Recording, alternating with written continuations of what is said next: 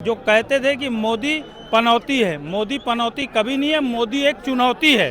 इस चुनौती को तुम समझो, क्योंकि देश और दुनिया देख रही है मोदी जी का जलवा।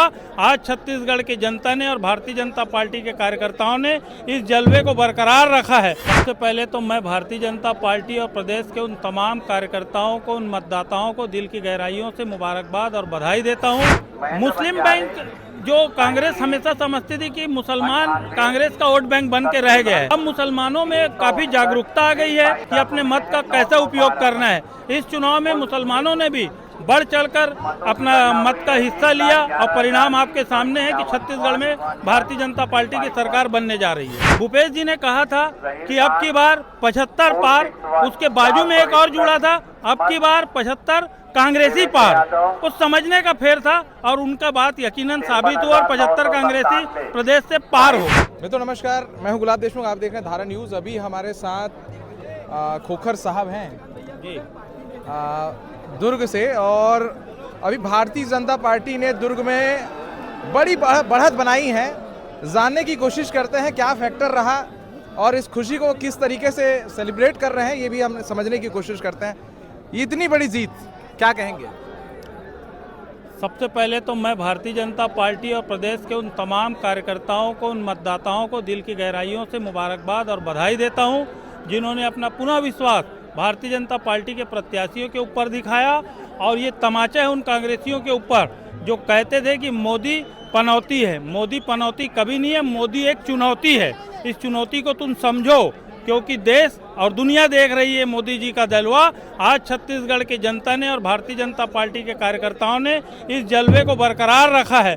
मैं मुबारकबाद देता हूं तमाम उन विजयी प्रत्याशियों को, और जो चुनाव हारे हैं उनको भी बधाई देता हूं कि वो दमखम से चुनाव लड़े हैं और हार पाए हैं। छत्तीसगढ़ में भूपेश बघेल की सरकार कहती थी 75 पार, इस बार 75 से आधा हो गया, आधा से और आधा हो गया, कम हो गया है। उस पर आप क्या बोलेंगे? 34 सीट में सिमट रही, पिछले बार 68 सीट उन्होंने लाया था। भूपेश जी का जो कहना था वो कहीं पर गलत नहीं था, लोगों ने उसमें समझने में भूल जरूर की है। भूपेश जी ने कहा था कि अब की बार 75 पार, उसके बाजू में एक और जुड़ा था, अब की बार 75 कांग्रेसी पार। कुछ समझने का फेर था और उनका बात यकीनन साबित हुआ और 75 कांग्रेसी प्रदेश से पार हो गए। आपके विधानसभा दुर्ग शहर में गजेंद्र यादव की बड़ी जीत हासिल हुई है। ऐसा क्या हो गया था अरुण वोरा जी को इतनी मतलब हार का सामना करना पड़ा, इतनी बड़ी हार का सामना करना पड़ रहा है? क्या बोलते हैं इस पर आप? अरुण वोरा जी द्वारा लगातार जो नकारात्मक कार्य दुर्ग शहर को अस्वस्थ करते रहे, सिर्फ आश्वासन में ही चुनाव जीतना, आश्वासन से ही अपने काम को चलाना उनकी मेन भूमिका बन चुकी थी।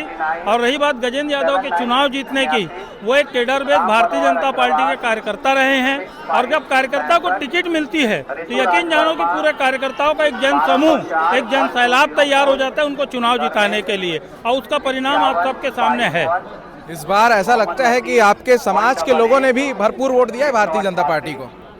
मुस्लिम बैंक जो कांग्रेस हमेशा समझती थी कि मुसलमान कांग्रेस का वोट बैंक बन के रह गया है, अब मुसलमानों में काफी जागरूकता आ गई है, पढ़े लिखे हो गए, समझदार हैं और समझते हैं कि अपने मत का कैसे उपयोग करना है। इस चुनाव में मुसलमानों ने भी बढ़ चढ़कर अपना मत का हिस्सा लिया और परिणाम आपके सामने है कि छत्तीसगढ़ में भारतीय जनता पार्टी की सरकार बनने जा रही है।